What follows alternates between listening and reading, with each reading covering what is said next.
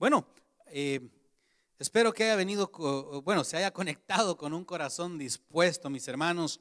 Le voy a pedir que busque, por favor, en el Evangelio según San Juan, capítulo 5.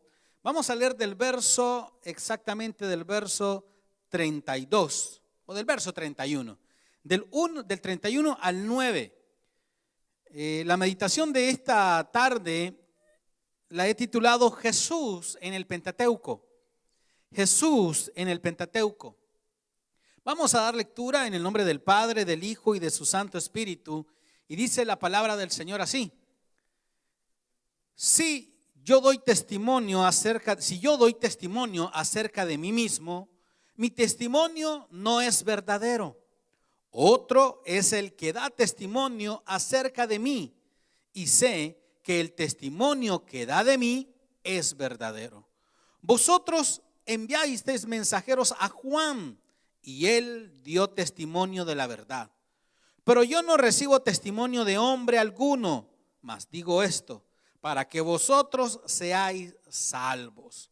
Él era antorcha que ardía y alumbraba, y vosotros quisisteis regocijaros por un tiempo en su luz.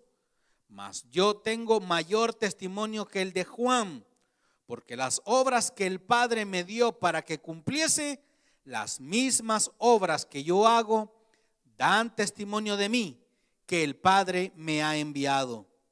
También el Padre que me envió ha dado testimonio de mí. Nunca habéis oído su voz, ni habéis visto su aspecto, ni tenéis su palabra morando en vosotros, porque a quien él envió, vosotros no creéis.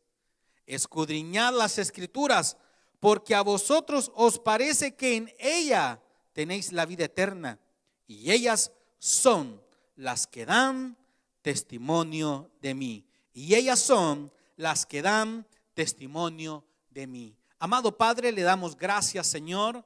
Gracias por su misericordia, por su fidelidad.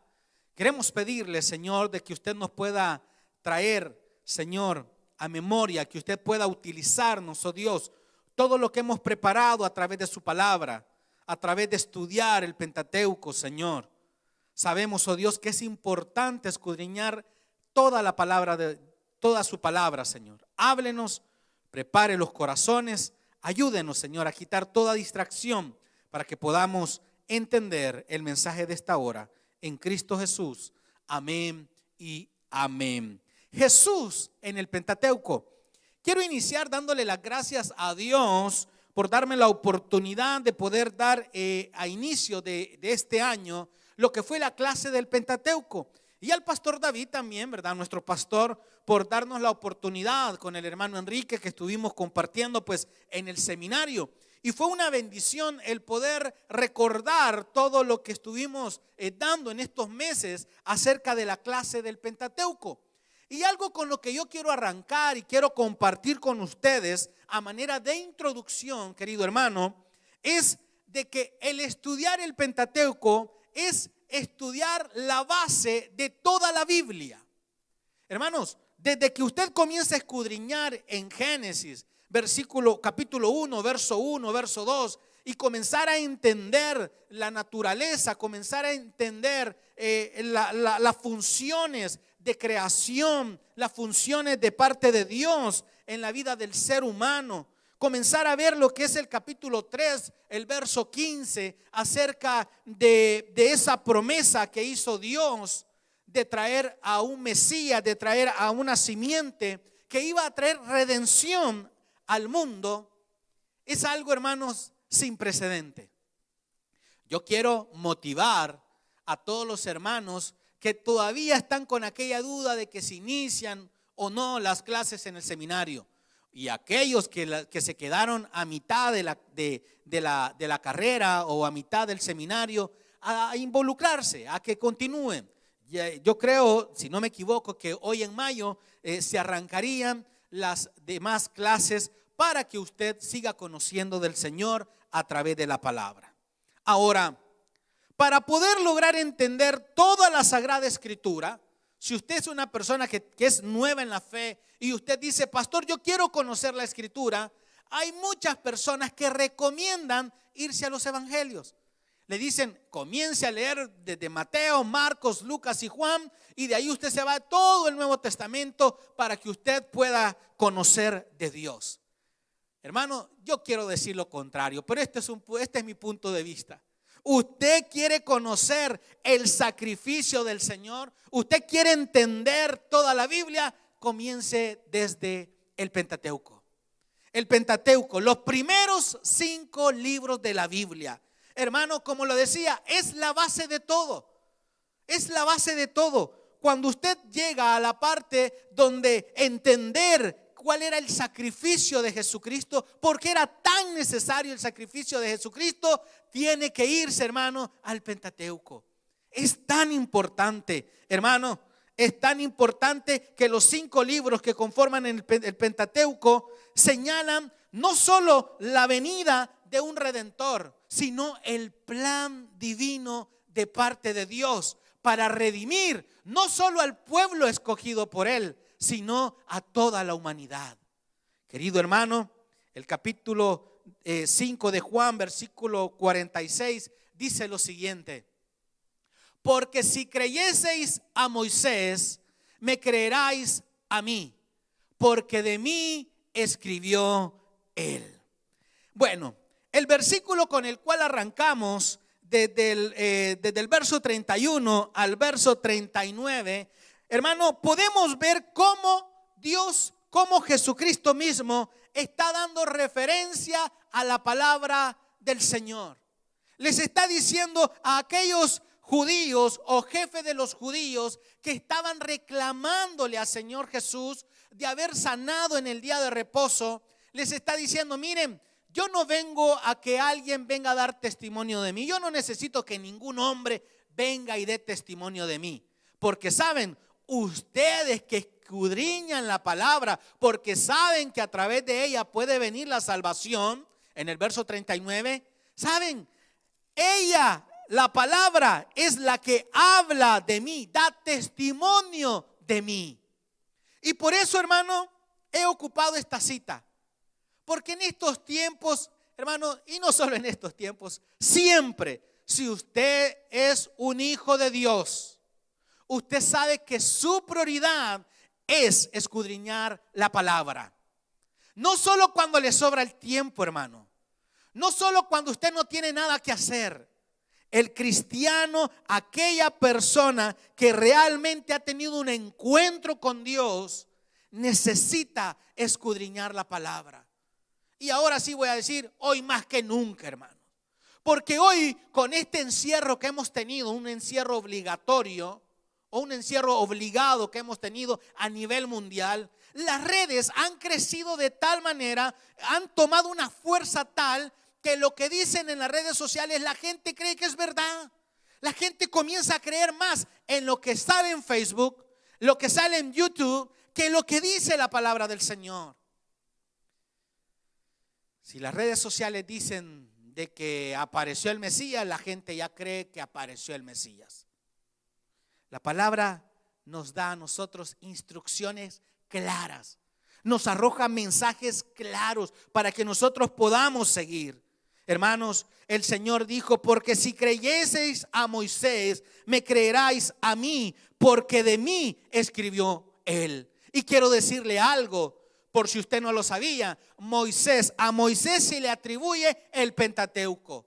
Y todo lo que está escrito en el Pentateuco, hermano, todo es una sombra de lo que más adelante se iba a prestar para llevar la antesala de la venida de nuestro Señor Jesucristo. Por eso le digo, hermanos, que es importante el poder estudiar el Pentateuco. La Torá en griego, que se llama Pentateuco, quiere decir libro dividido en 5 rollos o 5 volúmenes. Hablemos entonces del libro de Génesis. Génesis presenta a nuestro Señor Jesucristo como el creador o parte de la creación. Génesis presenta a nuestro Señor Jesucristo también como la simiente de la mujer en Génesis 3:15, y lo leemos: y pondré enemistad entre ti y la mujer, y entre tu simiente y la simiente suya. Esta te herirá en la cabeza y tú le herirás en el calcañar. Hermano, hablamos de esto en los pactos unos meses atrás. Hablamos de cómo este pacto, esta promesa se cumplió. Y al hablar de este pacto, de esta promesa, al hablar de que Cristo es la simiente de la mujer, a mí se me llena el corazón, mi hermano.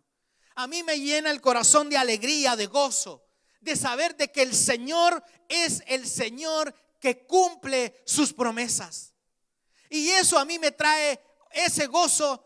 Y hoy, cuando escuchaba el mensaje de nuestro pastor en el culto de la 1:30, y el escuchar de que nosotros los hijos de Dios debemos de ser como ese león. Y no ese león, ¿verdad?, que solo va a estar acostado esperando que la leona vaya y le consiga la comida. No, la confianza, porque Él es el rey de la selva. Y los hijos de Dios debemos de estar confiados, no porque seamos nosotros el rey de la selva, sino porque tenemos al Padre, que Él es el Rey de reyes y Señor de señores. Al ver yo esta promesa, hermano, de que Jesucristo es esa simiente y una promesa cumplida, yo me lleno de gozo, porque yo sé que todas las promesas que el Señor nos ha dado son promesas que se van a cumplir. Hablábamos el viernes en las casas de oración acerca de la fidelidad de Dios, acerca de que Él permanece fiel aunque usted y yo seamos infieles. Que aunque nosotros la reguemos, caigamos en el pecado, Él permanece fiel. No por eso vamos a seguir pecando, no por eso vamos a seguir cayendo y cayendo y cayendo. No, iglesia, veamos la fidelidad de parte de Dios para con nosotros. El libro de Génesis habla de Jesucristo como la simiente de la mujer. Ahora, Génesis, el tema general es el principio de todas las cosas. Ahora, también habla de que Dios comienza la redención escogiendo a un pueblo. Y todos sabemos, hermanos, que para poder traer esa simiente había que formar un pueblo, una nación. Dios fue y llamó a Abraham de Ur de los Caldeos. Lo llamó con un propósito que encierra muchas situaciones. Llamarlo a él, bendecirlo a él, probar su fe, crear un pueblo santo, un pueblo apartado. Y conocemos la historia. Abraham en su vejez tuvo a su hijo Isaac con su esposa Sara. Y luego comienza la descendencia a crearse, a cumplirse otra promesa de que su simiente, que sus generaciones iban a ser como las estrellas del cielo. Sabemos que Isaac tuvo a sus hijos, a Jacob. Y de Jacob nacieron las 12 tribus. De las 12 tribus, uno de sus hijos es llevado al Egipto, vendido por sus hermanos. Y ahí comienza otra historia que nos lleva a nosotros al libro de Éxodo. El libro de Éxodo, todos sabemos que se da cuando el pueblo de Dios, la nación que se estaba formando, había crecido tanto en 400 años. En 400 años habían pasado otros faraones que ya no sabían quién era José. Curioso, porque ellos llevan el linaje y ellos van conociendo quiénes fueron sus antepasados. Y José fue el segundo, no era cualquier gato, era el segundo al mando. Pero los planes de Dios así son. El pueblo comenzó a crecer, los egipcios se dieron cuenta, comenzaron a castigar con duro trabajo, a desesperarlos. Y en la desesperación, en el clamor que dice la palabra, que Dios escuchó el clamor de sus hijos estando en Egipto, hizo que preparara a un libertador. Hermanos, y una de las cosas que también arroja el libro de Éxodo es: el Señor siempre escucha nuestras oraciones, hermano. El Señor ha escuchado. Si usted ha sentido en algún momento de necesidad, de aflicción, en esas horas, como mencionaba nuestro pastor, de horas de desvelo, porque usted no puede cerrar los ojos por estar viendo el techo, ¿verdad? Y que cuando ya se está quedando a dormir, de repente viene otro pensamiento de desgracia. Hermano, toda oración, toda lágrima, todo lo ha visto nuestro Padre. Cada vez que usted piense o sienta de que Dios no lo escucha, de que Dios le ha dado la espalda, hermano, en el nombre de Jesús, haga a un lado ese tipo de pensamiento. Dios nos ha dejado en su palabra estos ejemplos para que nosotros entendamos de que Él tiene cuidado de nosotros. De que aunque usted no lo sienta, hermano, disculpe, no se trata de que usted tiene que sentir que Dios está a su lado para que Él esté ahí. Porque si Él dijo que iba a estar con nosotros por siempre, es porque así va a ser. Es porque Él lo va a cumplir. Y aunque usted no lo sienta, Él haya estado. ¿Y cuántas veces nos ha sacado adelante? Como lo hizo con el pueblo de Dios. El libro de Éxodo, hermanos, comienza con los descendientes de Jacob, la esclavitud, el infanticidio. Se recuerdan que tuvo los faraones cuando vieron de que el pueblo de Israel iba creciendo y creciendo, como que estos eran latinos, ¿verdad? Ya cuando llegan latinos a ciertos países tienen cuidado porque comienzan a reproducirse. Pues así estaba el pueblo de Israel. ¿Y qué dijeron? Ay, si es niño, por favor, hay que matarlo, dijeron los egipcios. Le dijeron a las parteras. Pero si es niña, déjenla. ¿Y qué hicieron las parteras? No hicieron caso. Tuvieron temor de Dios.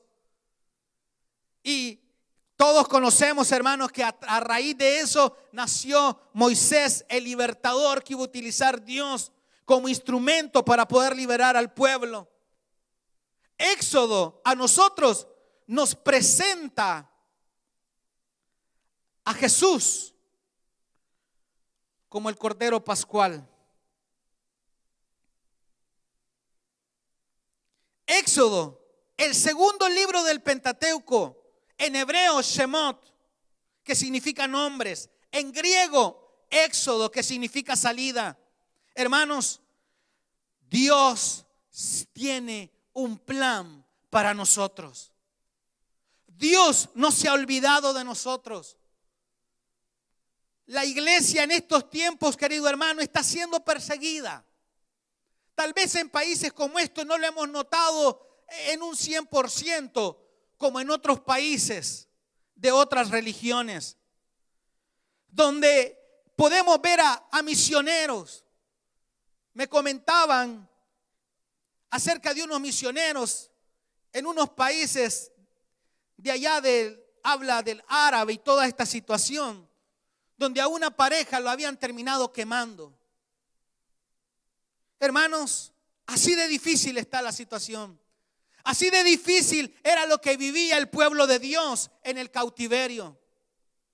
Todos sabemos, por lo que dice Éxodo capítulo 12, verso 7, si me acompaña. Éxodo 12, 7 dice: y tomaron de la sangre y la pondrán en los postes y en el dintel de las casas en que lo han de comer. Dios, para poder liberar a su pueblo, tuvo que darle una lección tremenda a los egipcios.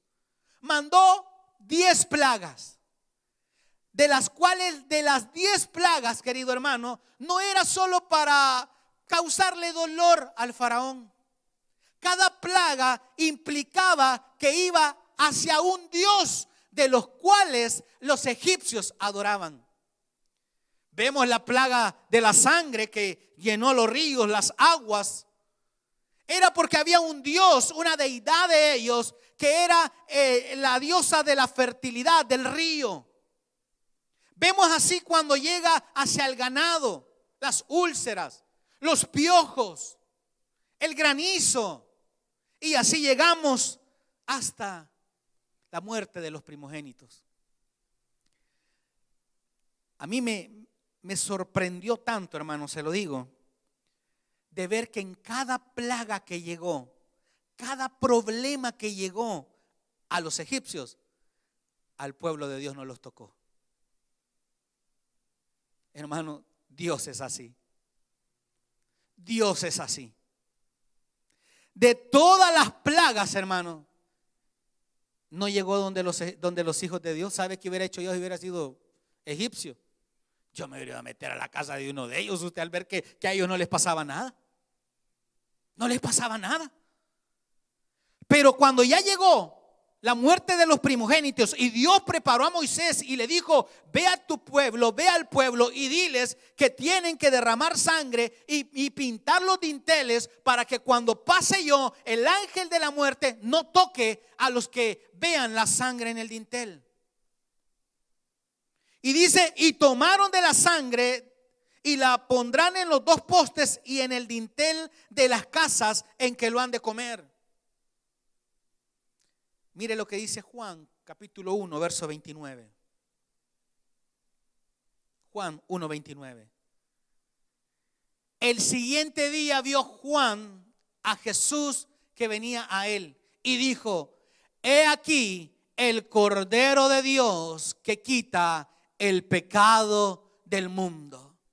Ese Cordero pascual que se habla, hermanos, para poder salvar de la muerte de los primogénitos, era la sombra de lo que Cristo iba a venir a hacer años más adelante, para poder salvarnos de la muerte eterna.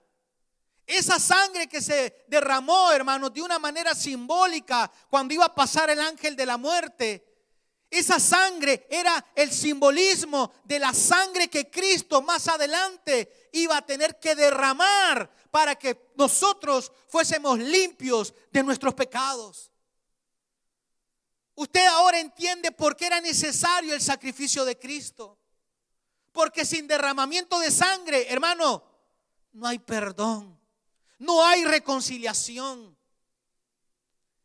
Hoy en Semana Santa, conocida como por la tradición, la Semana Santa, la Semana Mayor, hermanos, me puse a ver la Pasión de Cristo y eso a mí sí que veo por ratito veo para el suelo, veo para los niños y saber que cada golpe, hermano, que cada látigo, que lo deforme que él quedó, hermano, era lo que le sucedía a los animalitos que iban a ser sacrificados. Tenían que derramar la última sangre el sacerdote en el tabernáculo. Tenía que derramarse la última sangre y el animal preparado y tirado en el altar del sacrificio, para que ese olor llegase, olor grato hacia Dios, para que pudiese temporalmente en la época del tabernáculo cubrir los pecados. Y digo temporal porque no podían expiar los pecados. Por eso fue necesaria la muerte de Cristo en la cruz del Calvario y que Él sufriera de esa manera, como el Cordero perfecto. Primera de Corintios, la primera carta a los Corintios, capítulo 5, verso 7, dice lo siguiente: limpiaos pues de la vieja levadura, para que seáis nueva masa, sin levadura como sois, porque nuestra Pascua, que es Cristo, ya fue sacrificada por nosotros. Ahora que yo entiendo de dónde procede el hecho del sacrificio de mi Señor, ahora yo entiendo que después del sacrificio de mi Señor ya no hay otro sacrificio que a Dios le complazca. Ahora entiendo de que yo no tengo que ir de rodillas hacia una iglesia derramando sangre. Ahora yo entiendo que no tengo que andarme dando de latigazos en la Semana Santa y andar en los pueblos, en las tradiciones, porque ya fue el único y último sacrificio perfecto, el de Cristo. Ahora lo que Dios quiere de nosotros es obediencia. Hermanos, Génesis nos habla acerca de que Él es el Hijo, la simiente de la mujer. Éxodo nos habla de que Él es nuestro Cordero pascual. Y el libro de Levítico nos habla que Él es nuestro sumo sacerdote. Levítico 21, verso 10. Levítico 21, verso 10. Y el sumo sacerdote entre sus hermanos, sobre cuya cabeza fue derramado el aceite de la unción y que fue consagrado para llevar las vestiduras, no descubrirá su cabeza ni rasgará sus vestidos. Hebreos 4:14 habla lo siguiente: por tanto, teniendo un gran sumo sacerdote que traspasó los cielos, Jesús, el Hijo de Dios, retengamos nuestra profesión. Jesús, el Hijo de Dios, el gran sumo sacerdote. Hermanos, mire, yo no entiendo, de verdad que se lo digo, que en pleno siglo XXI haya gente que todavía tenga que irse a confesar donde el curita. No entiendo. No entiendo. Cristo, a través de su sacrificio en la cruz del Calvario, se abre el velo, se rasga el velo y ahora tenemos acceso directo al Padre. Ahora, mire, cuántas veces no se ha dicho en este púlpito de que usted no necesita de que el pastor venga y ore por usted para que Dios lo escuche. ¿Sabe de dónde sacamos eso? De la palabra. Porque ahora el sumo sacerdote que tenemos, Él directamente está escuchando nuestra necesidad. Él sabe de qué cosas tenemos necesidad, porque Él es el sumo sacerdote presentado en Levítico. También Levítico nos habla de la santidad y el culto a Dios. Levítico 11, versos 44 y 45, por favor. Levítico 11, 44 y 45. Porque yo soy Jehová, vuestro Dios. Vosotros, por tanto, os santificaréis y seréis santos, porque yo soy santo. Así que no contaminéis vuestras personas con ningún animal que se arrastre sobre la tierra. Porque yo soy Jehová, que os hago subir de la tierra de Egipto. ¿Para qué? Para ser vuestro Dios. Seréis pues santos, porque yo soy santo. Pues Dios ya había sacado a su pueblo, ¿verdad?, del cautiverio, las plagas, el Mar Rojo, ya los tenía en el desierto, y Él comenzó a dar ya los lineamientos, dio las tablas de la ley, con la finalidad de que el Señor quería un pueblo santo, como Él es santo, un pueblo que se apartara. Y esto, hermano, nos trae a memoria de que Dios quiere santidad de parte suya y de parte mía.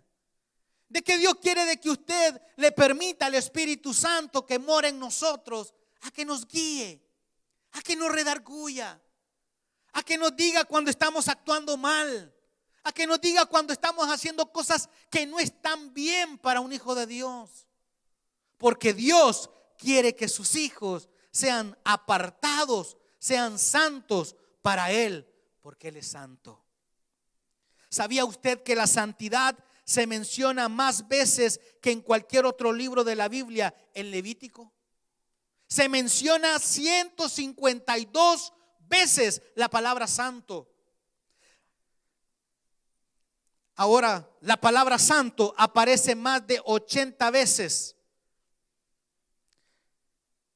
La sangre de los toros y de los corderos, que tan importantes son en Levítico, no tienen poder para quitar el pecado, o tenían el poder para quitar el pecado. Cada uno de estos rituales eran la sombra de los bienes venideros.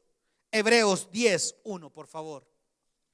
Hebreos 10, verso 1.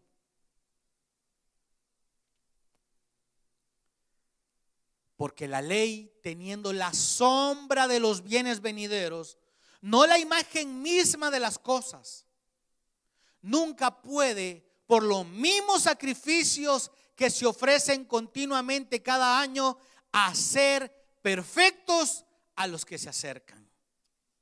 No se puede. Pero sí sabemos que esa sangre preciosa derramada en la cruz del Calvario. Puede con cualquier pecado, hermanos. Puede con usted que está escuchando en esta hora y que usted sabe que no le ha entregado su vida a Jesús. Usted que ha estado criticando a la iglesia porque usted cree que esto es religiosidad, es fanatismo, cuando no se ha dado la oportunidad usted de abrir su corazón al Señor. O usted que cree que porque viene de hacer cosas grandes en maldad, usted cree de que Dios a usted no es capaz de poderlo perdonar porque usted quizás cometió homicidio. O usted porque quizás ha cometido delitos grandes, usted dice, no, pastor, yo creo que Dios a mí no me puede perdonar. Yo quizás en mi adolescencia robé, pastor, yo hice esto, hice lo otro. Querido hermano, no hay pecado que sea más grande que la sangre de Cristo. La sangre de Cristo es la que nos limpia, la que nos purifica para estar bien delante de Dios. No importa lo que usted haya hecho, querido hermano. No importa.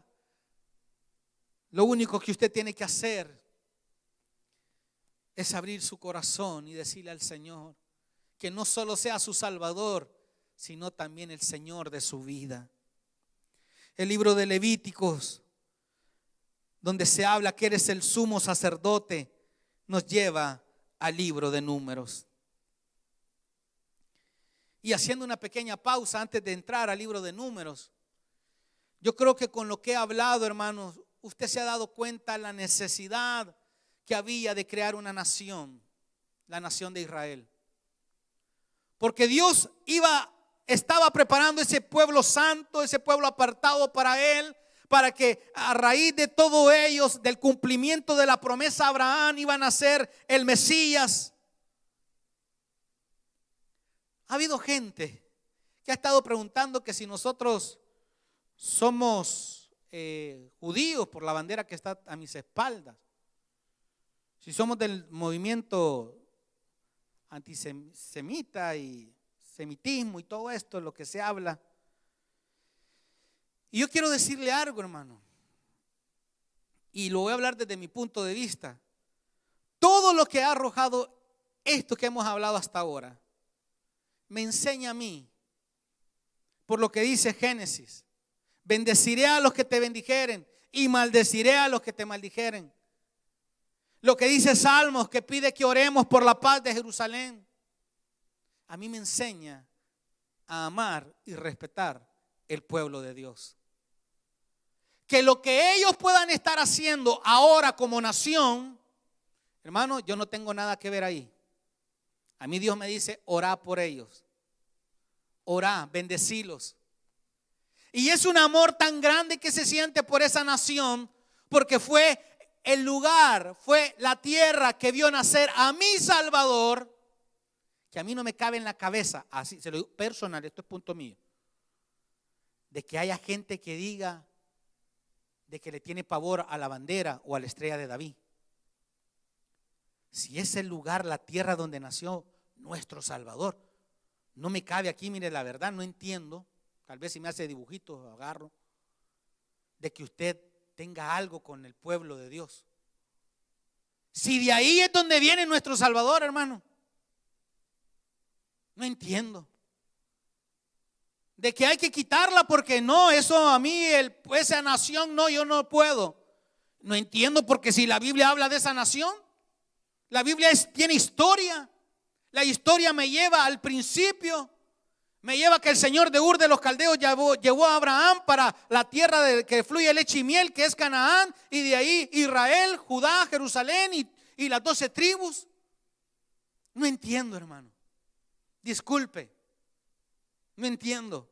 Porque si yo amo a Dios, si yo digo amar a Dios, si yo digo estar agradecido con Dios, hermano, tenemos que obedecer la palabra de Dios. Y si la palabra de Dios dice que debo de orar por Jerusalén, pues yo voy a orar por Jerusalén. El libro de Números. Este libro podía llamarse también peregrinación por el desierto, aunque también se le llama libro de las jornadas. Números capítulo 33 Verso 1 y 2, por favor. Se le puede llamar peregrinación por el desierto o el libro de las murmuraciones.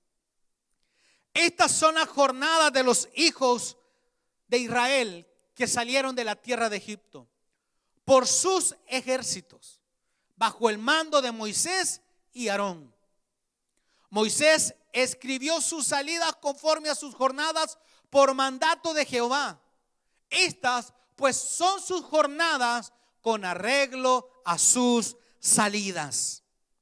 El libro de Números nos presentan a Jesús, mi hermano, como la cruz de bronce. ¿Cuántos recuerdan el hecho de que el pueblo de Dios, estando en ese peregrinaje, comenzaron a quejarse? ¿Cuántos recuerdan que comenzaron a decir ellos de que querían regresar a Egipto porque en el desierto no había lo que ellos querían? Y esto a mí me trae cuando hay personas en el pueblo cristiano que dicen: hey, si yo antes de ser cristiano, yo hasta negocio tenía y tenía una cuenta de ahorros, y mira, hoy que soy evangélico, hoy voy a tablas, dicen, cabal, saliendo con los gastos. El pueblo de Dios se estaba quejando. Se les había olvidado de toda la hazaña grande, maravillosa que Dios había hecho en Egipto. Las plagas, el mar rojo. Y se estaban quejando de comer maná y querían carne. Se quejaron de la comida. Se quejaron de qué no se quejaron ustedes, si de todo se quejaron. Se quejaron, aparece hasta Coré más adelante.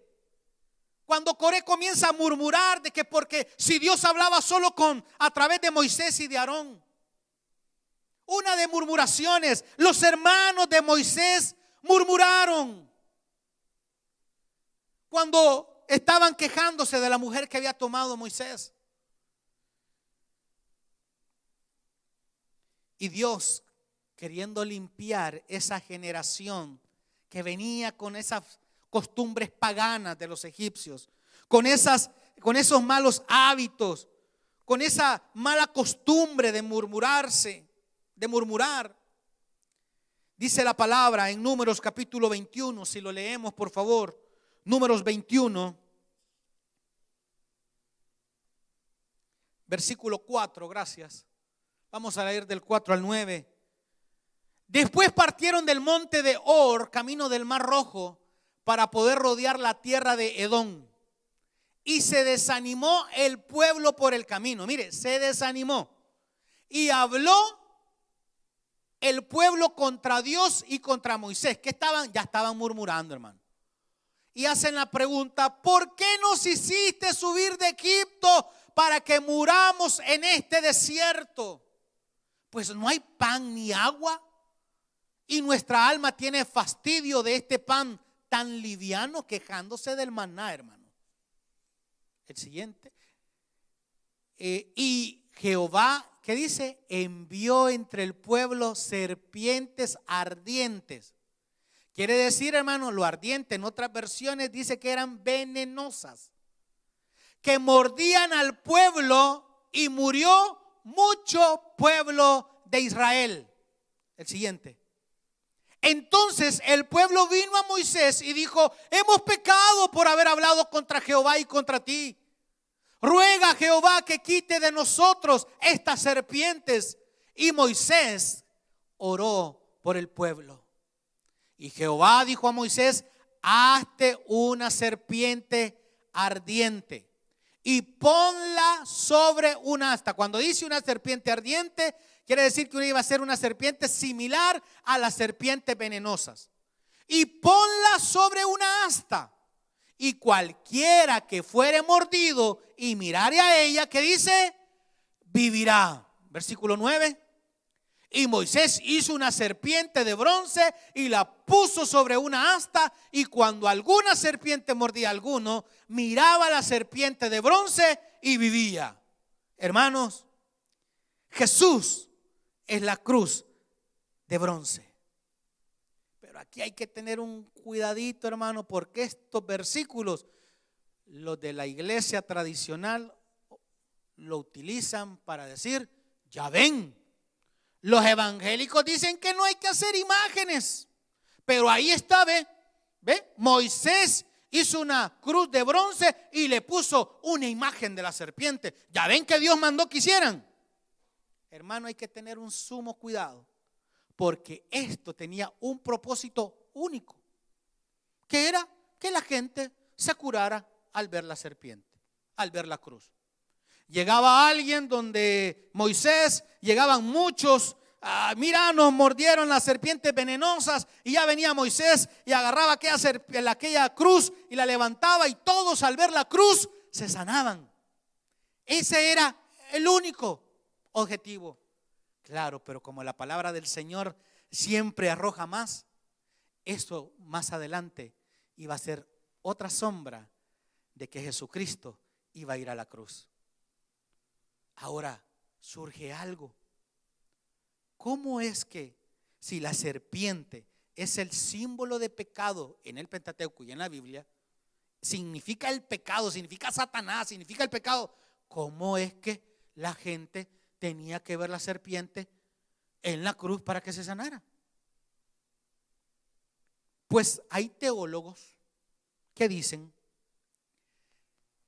que la serpiente era el pecado sobre la cruz. Y más adelante vengo yo, y para poderlo entender nos vamos a Juan capítulo 3, versículo 34, 14 y 15, perdón. Juan 3, 14 y 15. Y como Moisés levantó la serpiente en el desierto, así es necesario que el Hijo del Hombre sea ¿qué? Levantado. ¿Para qué? Veamos el siguiente: para que todo aquel que en él cree no se pierda, mas tenga vida eterna. Esa serpiente chuca que estaba ahí era todo el pecado que iba a estar sobre nuestro Señor Jesucristo años más adelante. Su pecado, el suyo y el mío. Y que así como aquellos se sanaban de la mordida venenosa del pecado de esa serpiente chuca, más adelante todo aquel que pusiera su fe en el Hijo de Dios iba a ser salvado de sus pecados. El libro de Números nos habla acerca de que Jesucristo es esa cruz de bronce. El libro de Deuteronomio, mis hermanos, este libro comúnmente se identifica como el discurso de despedida de Moisés. ¿Sabía usted que en los datos curiosos de Deuteronomio, el libro de Deuteronomio se escribió en un mes? Un mes se tardó aproximadamente Moisés en escribir el libro de Deuteronomio, porque lo que él estaba tratando de hacer era venir y repetir lo que ya había sucedido. Ya había muerto una gran cantidad de los que habían salido del cautiverio de los 400 años. Ya venía una nueva generación en los 40 años que habían estado dando vueltas en el desierto. Y Moisés ya sabía que ya le quedaba poco, porque Dios ya le había dicho a Moisés que no iba a llegar a la tierra que fluye leche y miel. Y Moisés comenzó a explicarles, a narrarles los sucesos que el pueblo había atravesado, la misericordia de Dios, la fidelidad de Dios, el poder sobrenatural de Dios. Por eso, iglesia, es importante que nosotros como padres les inculquemos, les leamos la palabra a nuestros hijos, para que esas nuevas generaciones que vienen amen al Señor y lo sigan. Y si el día de mañana, cuando ya entraron a la edad de la adolescencia, ellos quieren ir a probar las cosas del mundo, hermano, usted ya hizo su parte delante de Dios. Ya les enseñó a amar a Dios, ya les enseñó a seguir a Dios. Y si aún así ellos se van, ya va a ser problema de ellos, hermano. Y si no se van, pues bendito sea Dios, porque van a estar en los caminos del Señor. iglesia, estamos orando por un proyecto grande, un proyecto millonario de construir esa iglesia, ese terreno. ¿Y sabe qué? Vienen muchas generaciones. Hay muchas generaciones que van a necesitar escuchar de esta palabra, que van a necesitar saber que hay un Dios que los perdona, que hay un Dios que los acepta, y tal cual vengan revolcados, retorcidos, rotos y remendados, que hay un Dios que dio su vida en la cruz del Calvario. Y esa labor es la de todos nosotros. Hermanos, el libro de Deuteronomio, la segunda ley o repetición de la ley. El libro es una repetición en su mayoría. Deuteronomio nos presenta a Jesucristo como el profeta mayor que Moisés. Deuteronomio 18:15, por favor. Profeta de en medio de ti, de tus hermanos, como yo te levantará Jehová tu Dios. Como yo te levantará Jehová tu Dios, a él oiréis. Hermano, Mateo 21:11 dice lo siguiente. Mateo 21:11. Y la gente decía: este es Jesús, el profeta de Nazaret de Galilea. ¿Y qué dice Juan 6:14? Juan 6:14 dice: aquellos hombres entonces, viendo la señal que Jesús había hecho, dijeron: este verdaderamente es el profeta que había de venir al mundo. Hermano, no hay duda que el Pentateuco nos habla acerca de Jesús. No hay duda de que Génesis, Cristo se menciona como la simiente de la mujer. No hay duda que Éxodo presenta a Cristo como el Cordero Pascual. Levítico presenta a Cristo como el sumo sacerdote. Números, Él es la serpiente de bronce. Deuteronomio, Él es el profeta mayor que Moisés.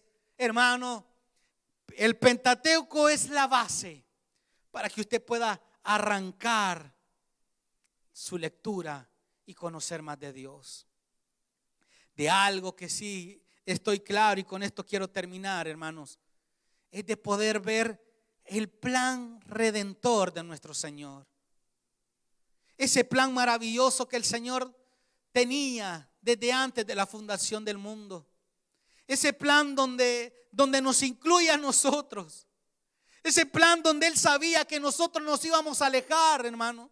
Porque la mayoría de los que están en una iglesia, hermano, es raro el que nació en un seno cristiano, en cuna cristiana, y ha permanecido y no se ha movido. Yo quizás uno conozco en mis años de evangelio, quizás dos, de que siempre toda su vida, pero la mayoría venimos, hermano, de revolcarnos en pecado, de venir de cometer grandes faltas delante de Dios, y de saber que el Señor tenía un plan de redención, un plan donde incluía salvarnos, un plan donde Él incluía redimir a su gente a través de Jesucristo.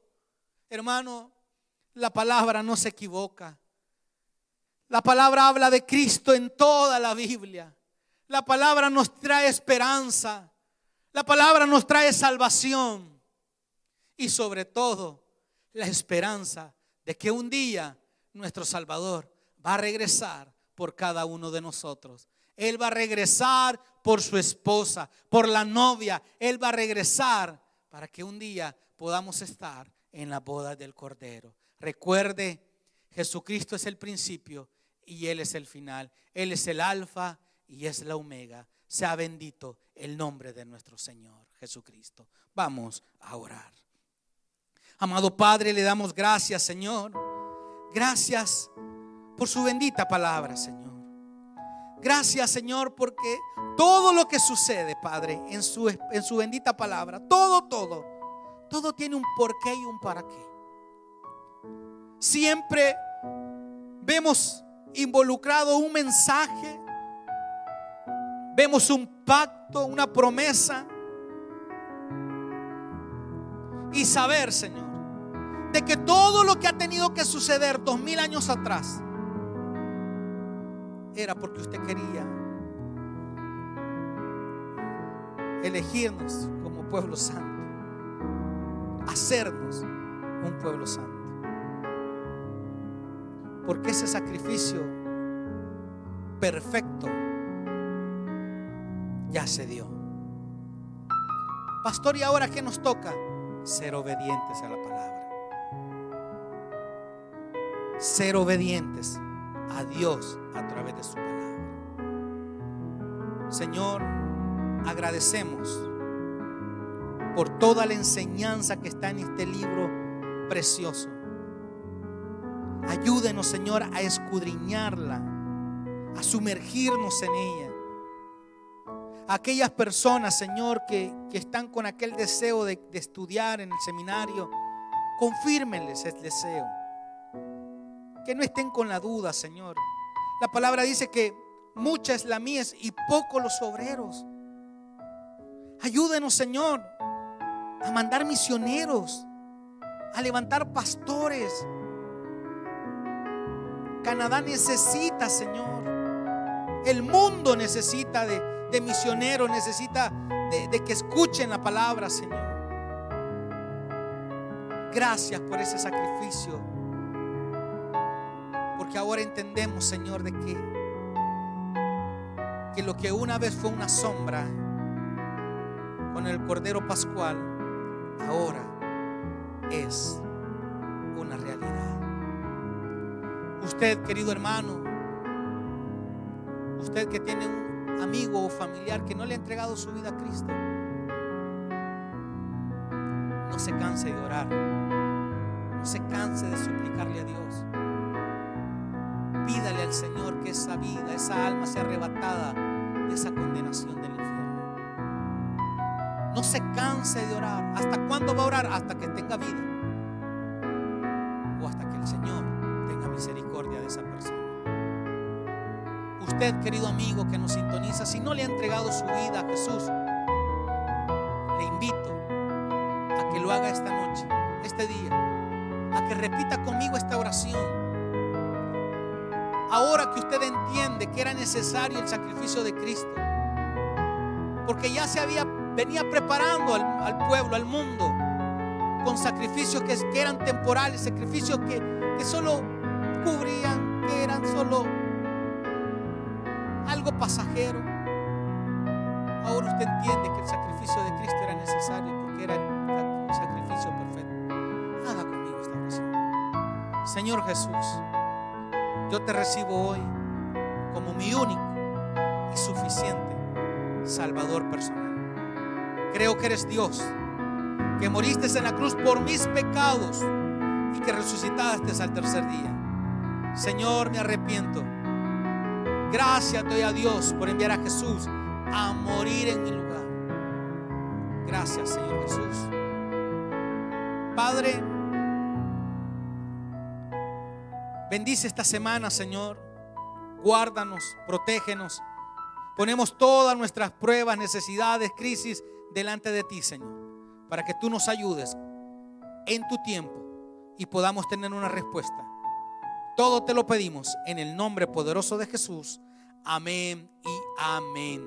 Que Dios me los bendiga, mis hermanos. Recuerde, si usted quiere estudiar en el seminario, hoy en mayo, primeramente Dios, iniciamos con las clases. Que Dios les bendiga a todos. Bendiciones.